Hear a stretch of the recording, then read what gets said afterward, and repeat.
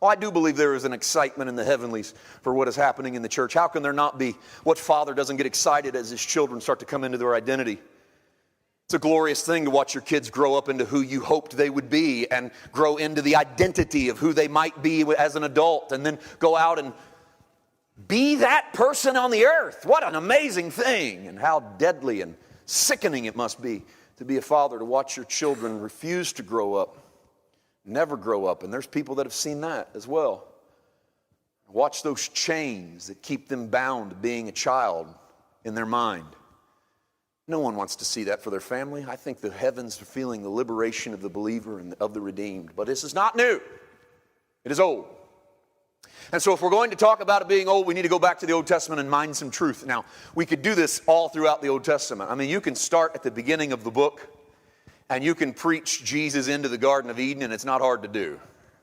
And you can find him at Cain and Abel and Noah's Ark, and you can, every one of these beautiful stories have such imagery that leads us to Christ, and you could do a whole series on it. And it's one of my favorite things to do is to go back to the Old Testament and take out some of those stories and examine them under the microscope of the cross and filter them through Jesus. That's the statement I like to use. Take what you see in the Old Testament and pull it through the cross, the resurrection, the ascension, and the descension of Christ at Pentecost into your life. Pull it through that event, because that's the key event of the Bible. So pull everything through that and see what it looks like on the other side. Examine it. Examine it carefully through Christ. You're going to see it mean something here. Pull it through Christ and realize it could mean something else. Some people say, well, that's hermeneutical gymnastics. That's a little bit dangerous. Well, you have to be careful and follow the Spirit, but it's not always going to be obvious on the surface what's going on. I mean, Paul takes Galatians 4. This is just a freebie. I didn't mean to throw this in, but Paul takes Galatians 4 and he says Hagar was of Mount Sinai, which is in Arabia. And if you've ever read the story of Hagar, there is no Sinai in Arabia until you get to the middle of Exodus. Hagar's in the middle of Genesis. Sinai's in the middle of Exodus. What in the world gives Paul the right to call Hagar Sinai? She's a whole book away. That's because Paul takes Old Testament stories and pulls them through the cross, the resurrection, the ascension, the descension of the Spirit at Pentecost. And when he gets out the other side, he goes, you know what? I think Hagar's a lot like the law. Well, he came up with that because he mines grace out of the Old Testament. So as you mine grace out of the Old Testament, where are you going to end up? Jesus. And so you're going to get these spiritual comparisons. And so while it does take a little bit of hermeneutical calisthenics, yes, I mean, Paul didn't have the right to do that. I got to think somebody probably called him on it and went, well, I don't know about that. Same way they probably didn't like the fact that the Hebrew was being translated into the Greek, called the Septuagint. That probably got some placards and signs of protest outside of the translation hall. Again, don't honor everyone's opinion. Right? Just because they took the time to buy a Sharpie and some glitter doesn't mean they deserve your respect. Right? That wasn't hard to do. That's a $3.50 sign. Right?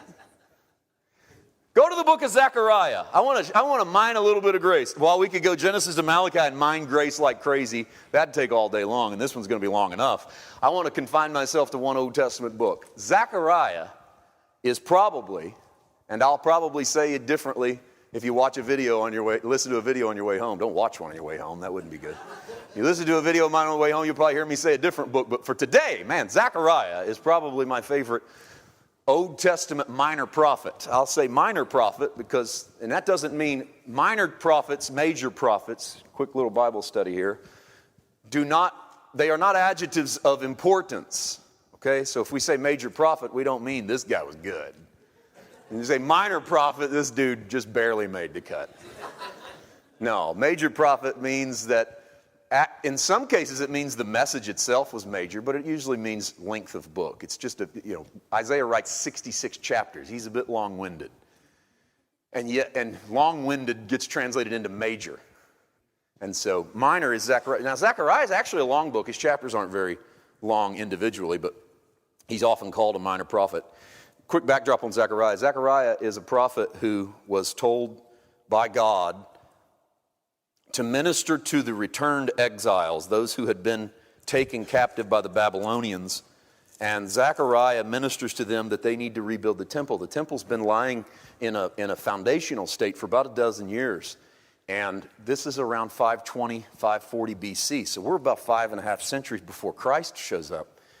And we're in that last century before the end of what we call the Old Testament. Malachi would drop about 400 years before Christ. And so you're in that stretch where a lot of us don't have a lot of real good knowledge of history, because the minor prophets don't tell a lot of stories that we can pick up on, like the lion's den and David and Goliath, and these stories we can do time placements. And so the minor prophets are this conglomerate of guys who are trying to call Israel back to doing certain things. Zechariah's message was, hey, let's get busy and build this temple.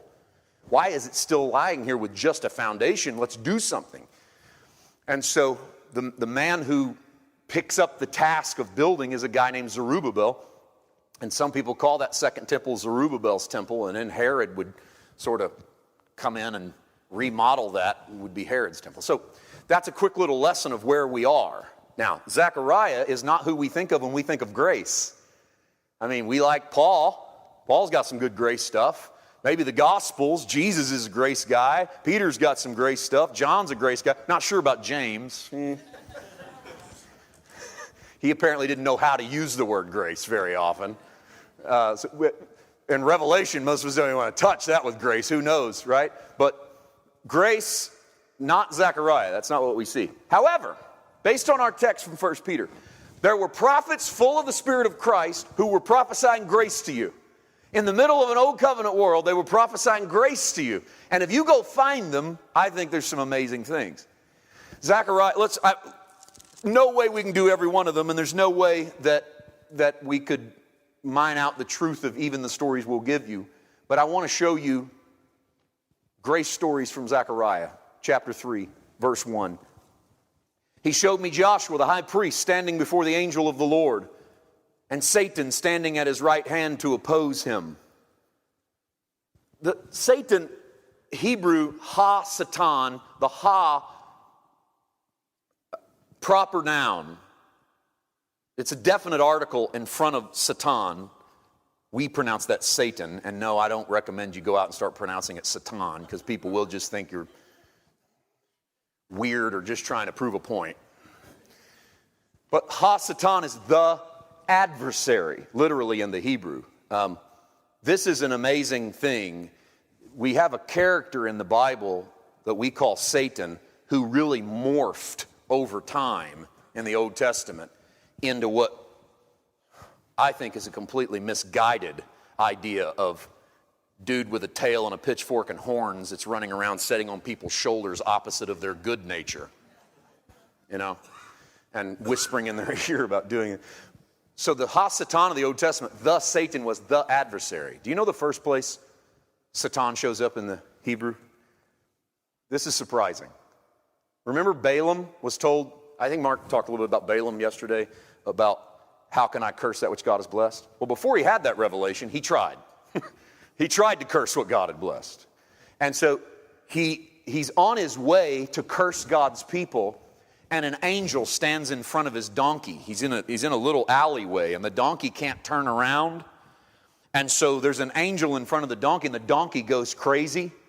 And Balaam gets off and starts talking to the donkey, and the donkey talks back.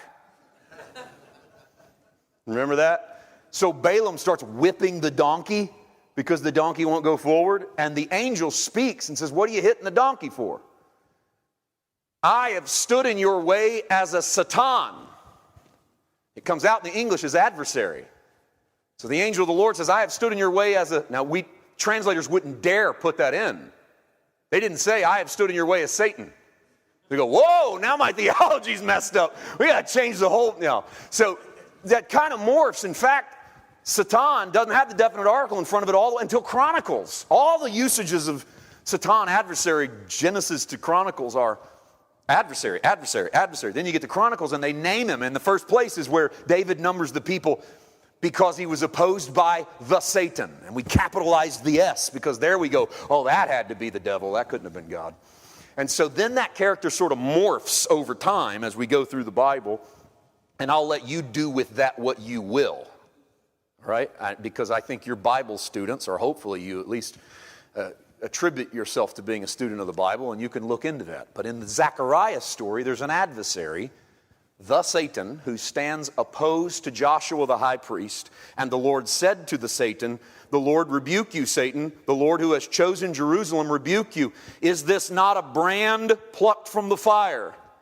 Now Joshua was clothed with filthy garments and was standing before the angel. And God answered and spoke to those who stood before him, saying, take away the filthy garments from him. And to him he said, see, I have removed your iniquity from you, and I will clothe you with rich robes. Did you notice that God is speaking to the adversary? Peter says, you have an adversary running around seeking whom he may devour. And I think the adversary is not just the character Satan, though that's definitely categorized in the Old Testament and into the New. But the adversary could be anybody who is adverse to you, anybody who is accusatory towards you. So whatever comes against you is an adversary seeking what it may devour. What attention you pay to that voice might give it legs to devour you. What attention you don't pay to that voice might weaken that adversary in devouring you. But Joshua, standing before God, is being accused. And the adversary is mocking his garments that are covered in filth and stain. And God doesn't take him outside and kill a bullock or a lamb and sprinkle its blood on him so that he can be purified under the old covenant. Because what you're finding here is a prophet who has mined out a piece of grace. Because in the new covenant world, your Jesus rebukes the devourer for your sake. Your Jesus speaks against the voice of adversaries and accuser. And what does your Jesus do? Your Jesus transforms your garments. He gives you robes of righteousness. He gives you garments of praise for a spirit of heaviness. He takes in hog-slopping prodigals, and he meets them at the end of the gate. And he puts a clean robe on their back and shoes on their feet and a ring on their finger. And he kills a fatted calf on their behalf, and he throws a party because my son who was dead is now alive. He who was lost has been found. That is not new to the book of Luke. Zechariah saw it first. That God could transform a man with a snap of his finger. That he could take filthy garments and make them clean. The power of grace is not the power to teach you how to transform yourself, or give you the correct list of principles used in the proper order by which if you do them, you will transform your garments. No, the power of grace is to take a man with soiled garments who's wallowed in pigsties, who's fed the lusts of his soul with the filth of the world, and to rebuke the adversary for the sake of your purity. Not because you've read enough, prayed enough, fasted enough, given enough, or win enough. Here's a man who just stands. And as he stands in front of the presence of God, God rebukes the adversary for his sake.